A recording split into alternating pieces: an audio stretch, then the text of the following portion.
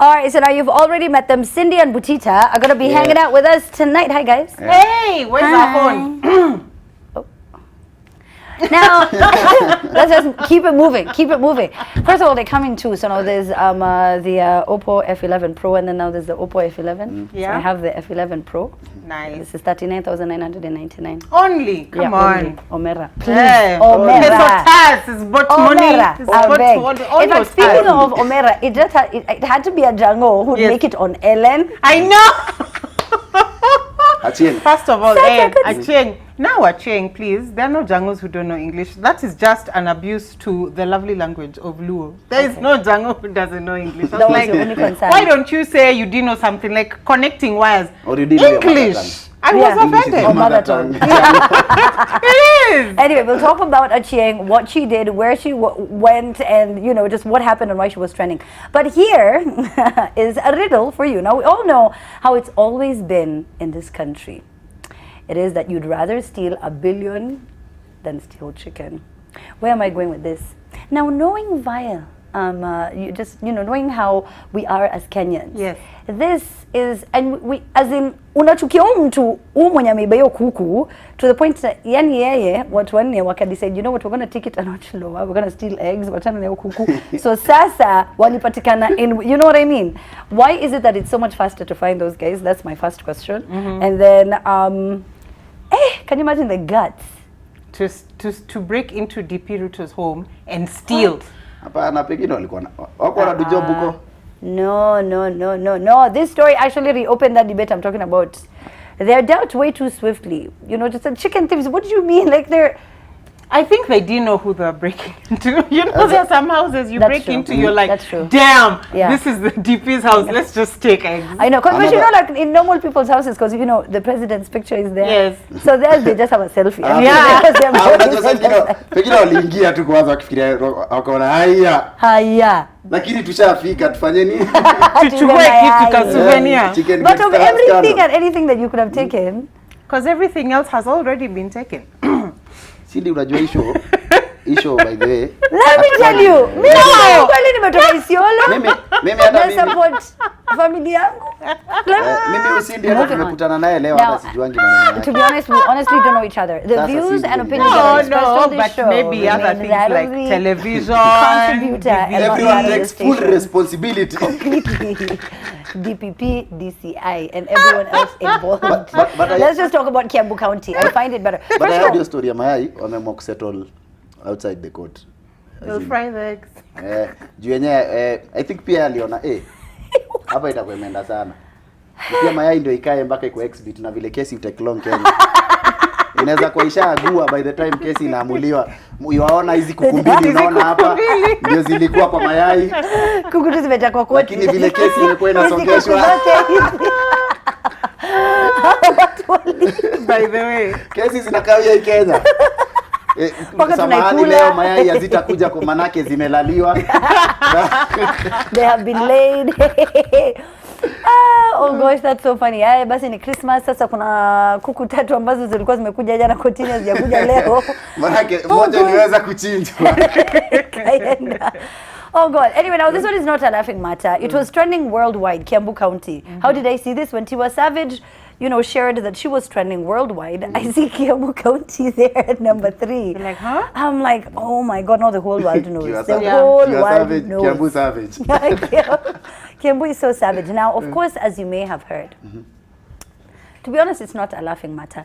Kiambu Governor Ferdinand Waititu was this week grilled by the Senate's Public Accounts Committee, and he's since, been in the headlines. This is for the ridiculous expenditure, like 591 million shillings set aside for state corporation advisory services, of which 573 million was paid. 58 million was paid to cater for South Sudan advisory services. Of course, that's, towards a peacekeeping mission. 804 set aside for FP. It just went on and on and on. 400 and, it just went on. And in his defense, because you guys saw the video, in his defense, he said, maybe someone slipped these pages into documents in order to tarnish our image. Oh, come off it. But Amina, for real, did you vote for him? No pressure. We love you the way you are. No judgment. So here's the thing, and I know a lot of people think that, we think either or. Yeah. It's Raila Uhuru, or Kabogo, or Waititu, or it's there's always on Charity Kalonzo. At some point, I don't think like that. So no, I didn't. You didn't vote? No. For him? Yeah. Okay. And this is it. Because you spoil, and people look at it like they voted for Waititu so that they can upset Kabogo. Yes. Who? Now those, let me give a rough figure. Those 541,000 people who voted for Waititu, they should come to court and tell us where the money is. Because they were the ones who stood in line early in the morning, the whole day till the evening to vote him in. And this is what he has presented. They are the ones responsible. But then, I don't think Waititu is responsible for anything. People voted him knowing his track record from way back. But they still said, no, we want this guy, just the same way you said, because we don't want this one. So let them come and tell us, tell the Auditor General where the money is. And I think, when we think about this, when we take it to a national level, these are kind of the things that listen, this is like practice makes perfect. Yes. If you see that Alafu Amina, I think sometimes that tukiona pesa imepotea kama kwa county, would rather see that wamepoteza pesa wakijaribu kufanya kitu ya priority than vitu zingine zenye unaona hata kwa county yenyewe zina add value gani. Kama can I cut you off there? One sec. I take a break, we get back, and then you start speaking. All right, so let's do that. The hashtag is, of course, TTTT at the Trend Live. Do not go anywhere. We're going to be back. And welcome back. You're watching TTTT. Now, one of the biggest series out there is... I know you think it's Game of Thrones. It's not. It's a money heist without the money. Anyway, now it's about a team of thieves who came up with an idea to steal as much money as they possibly could. Blah, blah, blah, blah, blah, blah. That's where it started. Anyway, now, the Kenyan version of that movie happened in Kitale this week. The burglars spent their precious time and energy digging away on a wall, and they really hoped that, the goods, the gold, the things that they're going to get on the other side, their lives are about to change. You were starting to order for cars. Then they made away with 2,000 more, but I really felt bad for them because because can you imagine? Game of coins. What? At a game of coins. What? That's how these guys, what are they called? You should be here. That's how World Ventures guys feel. Yeah. You put in so much cash and then you're waiting for the cars. Nothing happens. Yeah. Too much effort for 2K. Too much effort. I'd ball on that 2K. Mimi kitu tunashangaa. Ati hawa ni wezi walikasirika. Juu hajapata pesa. Ni kama kitu wanafanya ni right. That's true. Actually, you're right. I don't know why they sounded so right. Tunaiba tupati pesa. Do you know the effort it takes to drill a hole for 2K? Man. Yeah, it's really, wow. I can just imagine the machinery, the time. How long did we take to plan? Your 2K isha vibaya. It's unfortunate. Lakini unaweza pata hata walikomboa vitu za kudrill. Unajua hiyo ni kwenda hasara. Oh my god. Nilikuwa 2K. Ni kama kuwekea mtu Westland mchele alale kwamba. Unajua mchele yenyewe inakuwa 800 alafu unampata na sio mbili.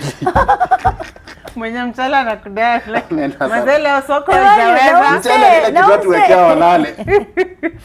So wao wanaenda hasara. Imagine mzee ile amekulea mchele. So listen now, this just really affected me. Now this is because when I traveled to Kisii a few weeks ago, I told you this. There's so many kids who've dropped out of school because of betting. It is alarming. It is scary. It is ridiculous. Now the Interior Ministry on Tuesday released a new set of rules to regulate the betting industry. As per the new regulations, the Interior Ministry and Betting Licensing and Control Board have banned outdoor advertising of gambling on all social media platforms, advertising of gambling activities on TV, on radio between 6 a.m. and 10 p.m., using celebrities, so they can't endorse the product. And it's a really big problem. Now, if I could try and paint the picture for you. Now, Kenyan youth have the highest number of, just young people who are just falling into the addiction of betting. And this is in sub-Saharan Africa. This kids between 18 and 25. So Kenya's in the lead, followed by Nigeria and then South Africa. And that's really big. Now, as you know, betting is making millions of, it's making billions of Kenyan shillings. It's a lot of money. Now, if you look at it back in 2018, last year, I think. So now the PwC report, I think, Kenya Bureau of Statistics did a research on, how many people are employed in the country. 7 million, right? So now of that, when we talk about the number of people who are, trying to look for work, that's 1.4 million. That's desperately trying to look for work. And then we have the option of winning money real quick. you know. So now for the low consumer targeted of the low consumer betting or rather the consumers from low income homes earning, yes. who also now do go ahead and you know, try and bet. Yeah. You know, the number is just going higher and higher, and they make up 40% of the people who vote. Wow. 40%, imagine, and most of them unemployed. Of the 40%, 30% are young people. Think about that. Oh, true. You want to say, because I have a long one. I don't even know if we have time. I Go don't ahead. know. So this is my issue about betting, and I think it is being very hypocritical. We're in a country where, again, very interesting statistics, 65% of our population are youth. Now, we're living in a time... It's 65, not higher? It's 65, okay, and it is the craziest, it's one of the highest in the world. Yeah. And when we say youth, we mean under 18, 65%. Now, these are people who are promised jobs that are not forthcoming. Why? Because we live in a country where when money that is meant to set aside for development is used for graft. So what is happening is we're getting more and more into debt. We are not investing in things that are going to get us jobs. And so these youth have nothing else to do. Number two, we also, this one. Number two, these betting companies, they also assist us when it comes to issues of sports. I was very upset when I saw twice athletes who go and represent us gloriously. They're not given allowances, yet these betting companies are being overtaxed for a budget or a fund, a sports fund, and the athletes do not see a penny. What is wrong with this government? We have companies that are investing in us so that they can earn revenue and add on to our GDP, but we're making it so difficult for them to do business. We are not in the issue of being moral police.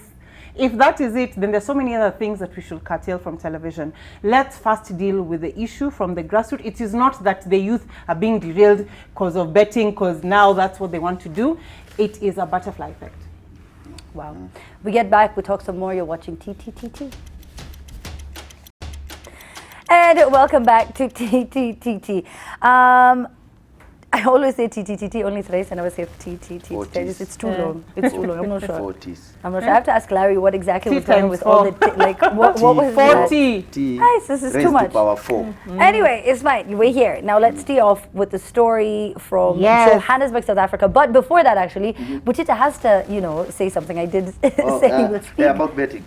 I think we should spend the energy that you're spending when it comes to pushing betting things in this country. Should spend that energy just to tell the youths that there is other ways to make income, because I think to generate the income. I think the country tumekuwa nayo mentality a shortcut of being rich. Like what is most people believe that they can be millionaires through gambling, through betting, ama biashara chafu, unaona.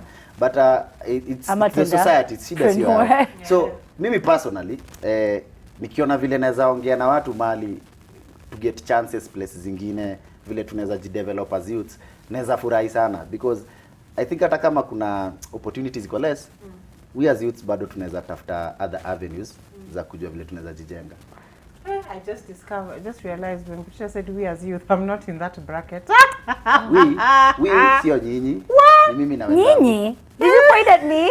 Okay, sio. What? I feel, you know what, it's fine. I don't care anymore. Hey, but now I just hit me. Guys, Cindy, you know you're not being addressed. So I mean, this is a groundbreaking case. We've been talking about Semenya and her testosterone levels for, you know, for years now. But this, you know, she lost the case. Yes, she lost the case. And there's a debate online where people are saying, you know, Michael Phelps, studies show that he has an advantage. His body is able to reduce lactic acid by 50%. The Arsenal Women FC player, Miedema, also is very so many examples. good. However, they all don't have this chromosomal anomaly where they naturally produce more estrogen and more testosterone than the average woman. Now, what I'd like people to know is it's not fair on Semenya, but it's fair for other athletes. Sports is about producing an even playing field. You cannot let Eliud Kipchoge run with somebody who's on a bicycle. It doesn't work. So the testosterone that Semenya has actually gives her an advantage, and we also have to understand what testosterone does in the body. You heal faster faster. You're able to endure more pain. You're able to take in more oxygen. She can do that better than other women, and that is unfortunately not for her favor. Yes, so that is why she has to take the shots. Now the thing is, yes, she was born that way, and we're not saying it's not a thing about her sexuality. It's a thing about her genes. Yeah. All right. Hey. So Anna fit perfectly. Anyway, we come to the close of the show. Thank you so much. Coming to you live, it is Mrs. Semenya and of course Cindy, who's probably going to get inspired congratulations. Doha Diamond League, Manangoi won 1500 meters. Congratulations. Yes, congratulations to us. Lakini mbona mnasemanga wakivanga sports shoes mbona mnaoitanga wakale, wakivanga jacket mnaita wakale, wakikimbia ni wa Kenya. Okay, let's meet at 10 o'clock. You're watching The Trend.